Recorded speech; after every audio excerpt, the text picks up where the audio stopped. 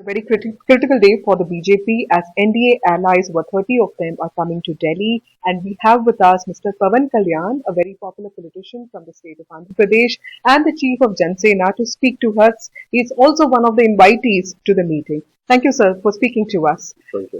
You've been invited to be part of the NDA meet of allies. Andhra Pradesh is not one of the states where the BJP is very strong at. How do you feel being called to this meeting, and what are your expectations? So for me, this is not the first time because we worked earlier since I've been working with BJP and NDA since 2014. And I was there in Central Hall also in that meeting in 2014 when Modi ji was sharing and as a PM there. And this particular meeting has a special focus on because we need for anything to transform in a country to change, at least you need a decade plus. So one more term for NDA is very essential for the final whatever the dream Modi ji and others have been building. And to see the completeness of it, definitely we need one more term for that.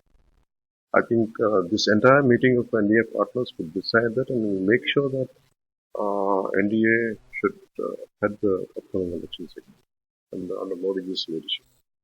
Mr. Kalyan, the elections in Andhra Pradesh are just about a year away, and how are you preparing for these elections? Because YSRCP is also seen as a formidable force. So, how are you preparing for the elections?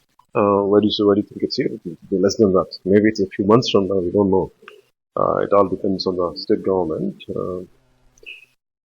See, there is a lot of disappointment at the grassroots level in the state. See, what you see it on channels or what you see it on newspapers is different. Actually, if you go to the grassroots level, at the ground level, things have been really shaken up for YCP and rampant corruption, and especially regarding the data breach, because entire country was rocked because parliament was rocked because of Pegasus or even for Aadhaar card to take details of individual details for an Aadhaar card, like in parties and NDE or UP argue whether to give my details to for Aadhaar or not.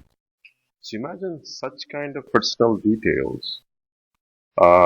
People, some private individuals, which are hide by YCP for rupees 5,000.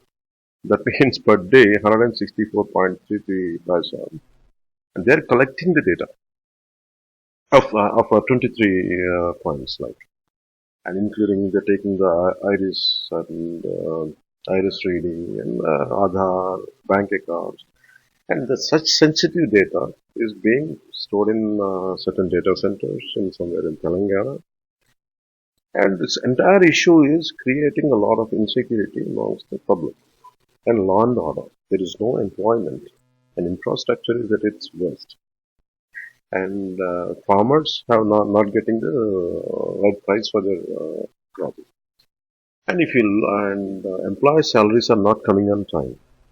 The contractors are refusing to work because there is no money in the government.